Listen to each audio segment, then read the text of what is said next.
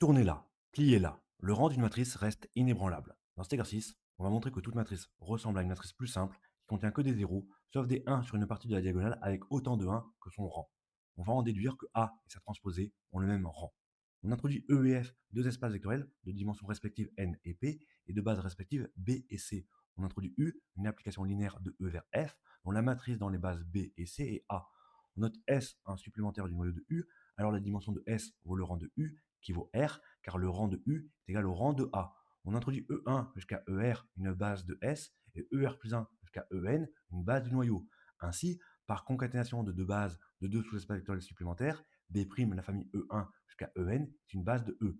Comme la base de S est libre et que U induit un isomorphisme entre S et l'image de U, c'est la version géométrique du théorème du rang, on peut en déduire que l'image de la base de S par U est libre. D'après le théorème de la base incomplète, on la complète en une base de F notée C'.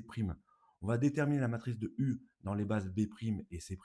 Il s'agit de décomposer les images par U des vecteurs de B et mettre leurs coordonnées dans la base C' en colonne.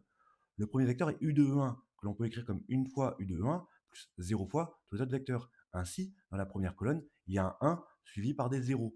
On procède de même pour tous les vecteurs U de EJ avec J plus petit que R. À chaque fois, il y a un 1 que l'on met à la jm ligne.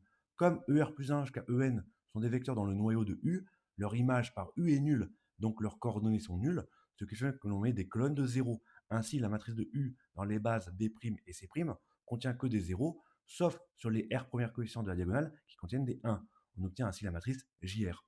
D'après la formule de changement de base, A égale Q fois JR fois P-1, avec P la matrice de passage de B à B' et Q celle de C à C'. On transpose ensuite cette relation, on obtient que A transposé est égal à la transposée de P-1 fois la transposée de JR fois la transposée de Q. Comme multiplié par des matrices inversibles ne change pas le rang de la transposée de A est égal au rang de la transposée de JR.